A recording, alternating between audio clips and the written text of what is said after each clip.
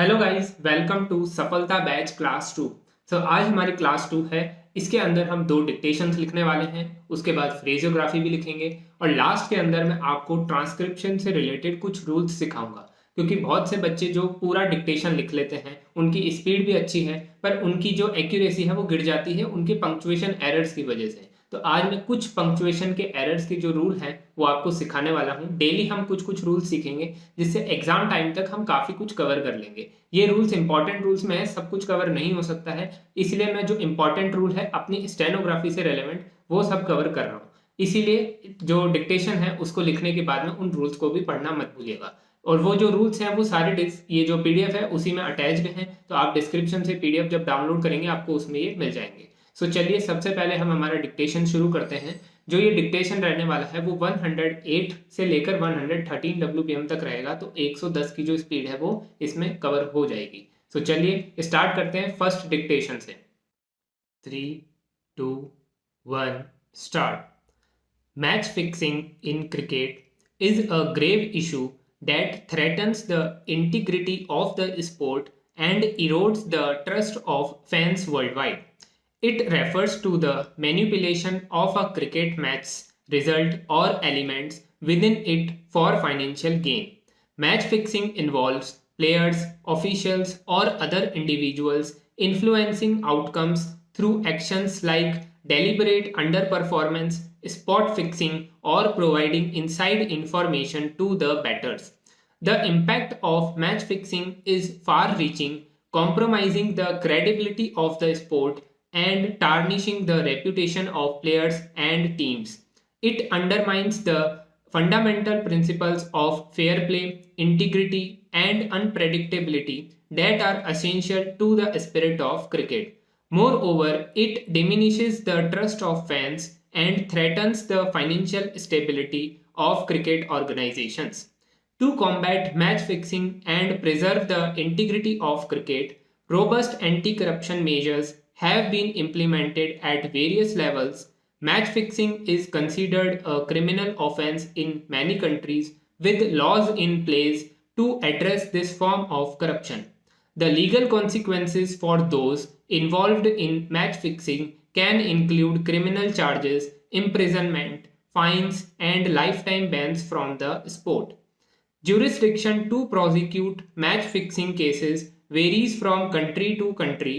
In some cases, national laws have extraterritorial reach, allowing prosecution even if the match fixing activities occur outside the country.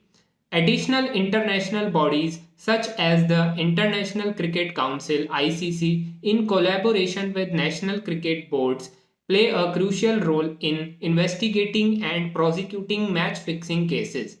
They have established anti corruption units that work closely with law enforcement agencies, betting regulators, and players to detect and prevent corruption in cricket.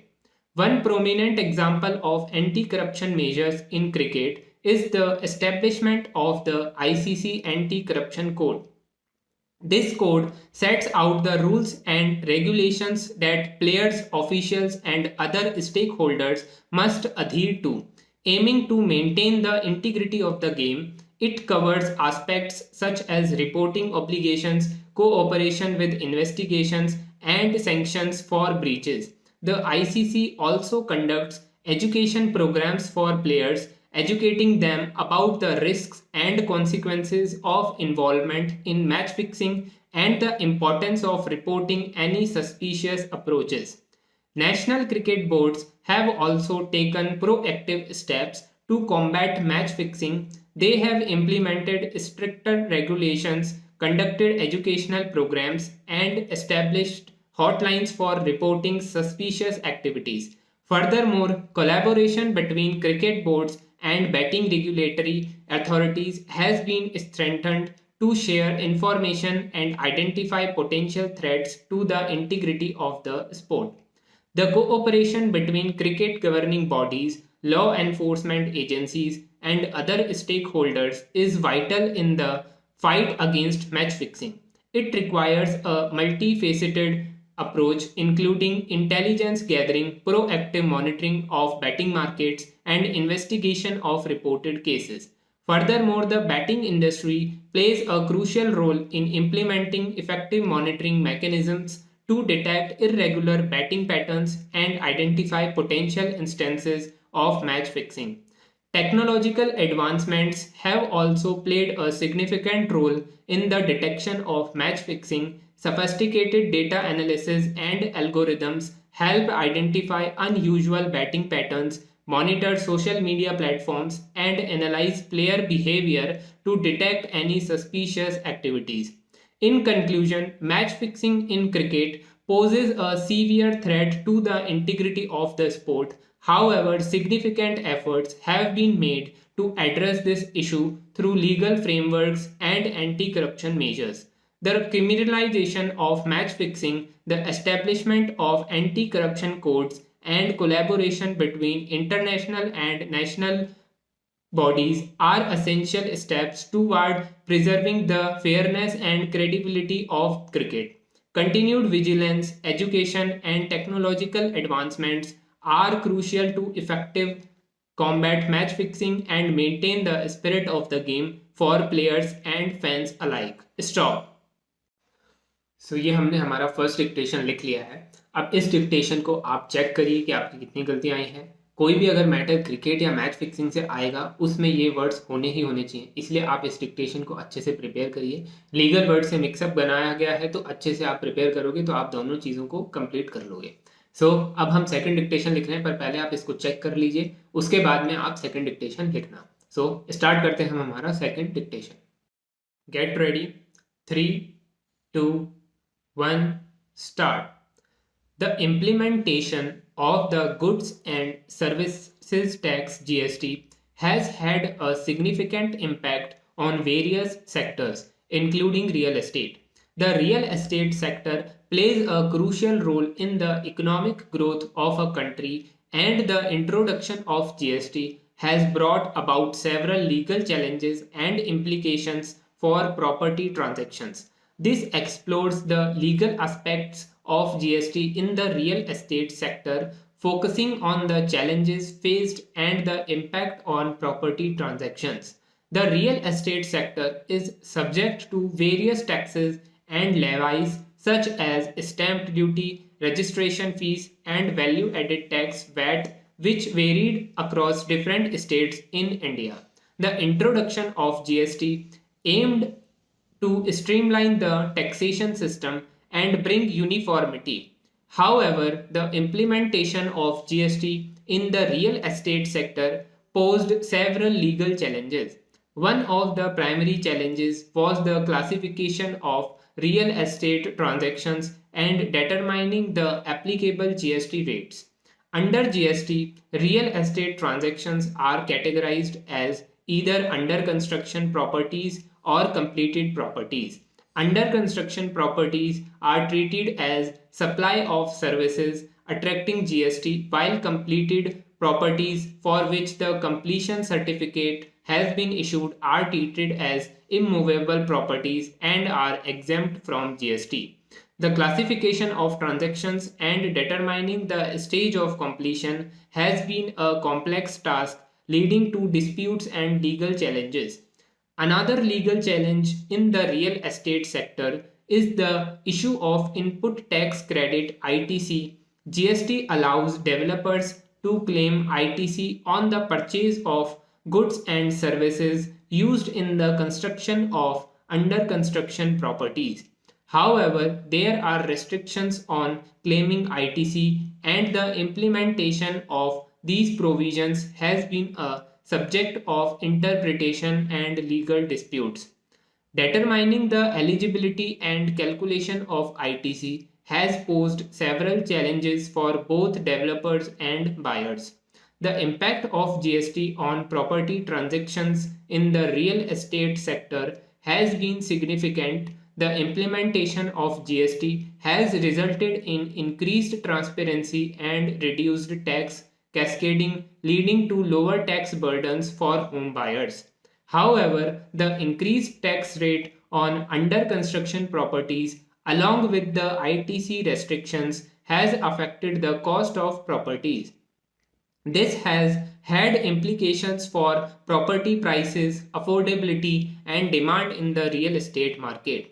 Additionally, the introduction of GST has led to changes in the contractual and legal framework of real estate transactions. Builders and developers have had to revise their agreements, contracts, and pricing structures to align with GST requirements. This has involved renegotiating terms with buyers and addressing legal complexities such as the treatment of taxes and compliance with GST regulations. The legal challenges and implications of GST in the real estate sector have prompted the government and industry stakeholders to address these issues and provide clarifications. The GST Council has made several amendments and issued notifications to streamline the tax structure and address concerns specific to the real estate sector. These include measures to simplify the calculation of GST on under construction properties, provide clarity on the treatment of ITC, and introduce measures to promote affordable housing. The impact of GST on property transactions in the real estate sector has been a mixed bag. While the introduction of GST has brought about positive changes in terms of transparency and uniform taxation, it has also posed legal challenges and increased costs for developers and buyers. The government's continuous efforts to address these challenges and provide clarity on GST provisions are essential to ensure the smooth functioning of the real estate sector. Stop. So guys दोनों dictations लिख लिए हैं। GST वाला जो dictation है ये काफ़ी matters में, एग्जाम के मैटर्स में आया हुआ है, तो इस टाइप का जो डिक्टेशन है वो आप अच्छे से प्रैक्टिस करिए। तो दोनों डिक्टेशंस को लिखने के बाद में अब इन डिक्टेशन से रेलेवेंट ही मैं आपको फ्रेजेस की डिक्टेशंस दे रहा हूँ। इन डिक्टेशन को, जो फ्रेज का डिक्टेशन है उसको भी लिखना ज़रूरी है, क्योंकि अगर आप फ्रेज को सिर्फ देख करके, रीड करके छोड़ दोगे तो आपको उससे बेनिफिट नहीं मिलेगा। फ्रेज को आपको डिक्टेशन में भी लिखना है, साथ में आपको उनकी स्पेलिंग भी याद रखनी है, क्योंकि बहुत से लोगों की स्पेलिंग मिस्टेक्स भी हो जाती हैं तो वो वहां पर इशू करता है। इसीलिए आपको इनकी स्पेलिंग भी याद रखनी है और डिक्टेशन भी लिखना है। तो चलिए डिक्टेशन शुरू करते हैं फ्रेजेस का। Get ready, 3, 2, 1 start.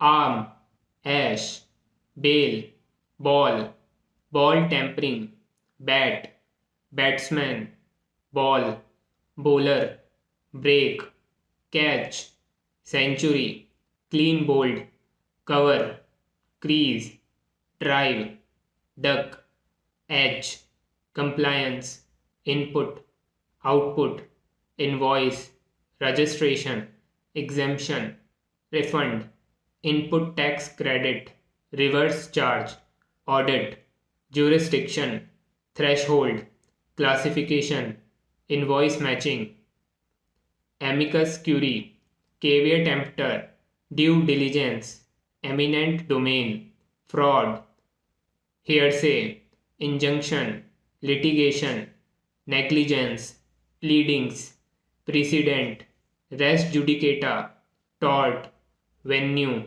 warrant, writ, arbitration, statute, defendant, plaintiff, bailiff, testimony, deposition, disbarment, libel, payroll, rebuttal, oath, jurisprudence, stipulation, stop।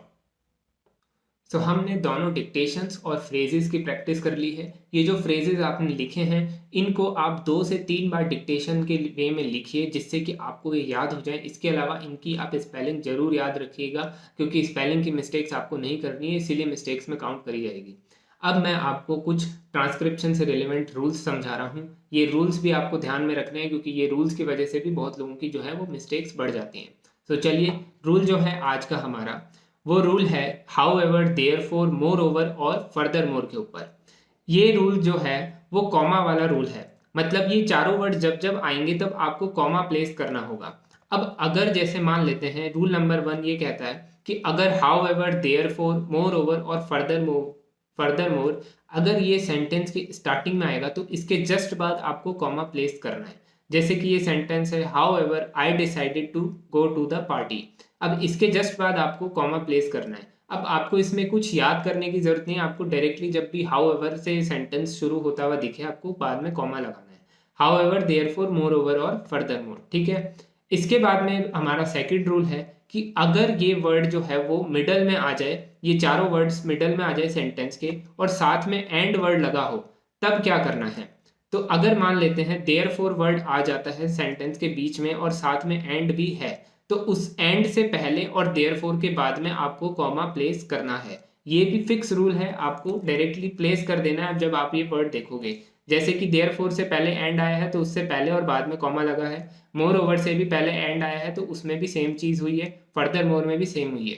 पर हाउ एवर के केस के अंदर एंड वर्ड आपको नहीं देखने को मिलेगा। हाउ एवर से जस्ट पहले वाले जो सेंटेंस है उसमें आपको सेमी कॉलन लगाना है और हाउ एवर के बाद में आपको कॉमा प्लेस करना है।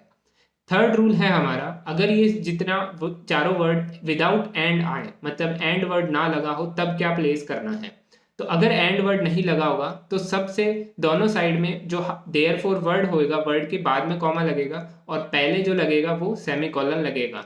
ये चारों वर्ड्स के अंदर सेम ही रूल है, तो ये सेम रूल आपको ध्यान में रखते हुए अपना ट्रांसक्रिप्शन करना है। आई होप ये जो रूल्स हैं वो आपको काफ़ी हेल्प करेंगे आपके ट्रांसक्रिप्शन में। डेली हम ऐसे कुछ कुछ रूल्स समझते जाएंगे जिससे एग्जाम तक सारे रूल्स हम कवर कर लेंगे जो इम्पोर्टेंट है। तो आई होप आपको ये वीडियो समझ में आया होगा, अच्छा लगा होगा। ये डिक्टेशन की प्रैक्टिस आप रेगुलरली करते रहिए, एग्जाम तक आप प्रैक्टिस करोगे तो आपको काफ़ी बेनिफिट मिलेगा इस क्लास का। तो चलिए, और अगर आपकी स्पीड नहीं बढ़ रही है तो आप इस वीडियो को देख लीजिए, आपकी स्पीड भी बढ़ सकती है अगर आप इसकी वीडियो में जो बताए हुए जो स्टेप्स हैं उनको फॉलो करते हैं। तो तब तक के लिए thank you everyone and bye bye.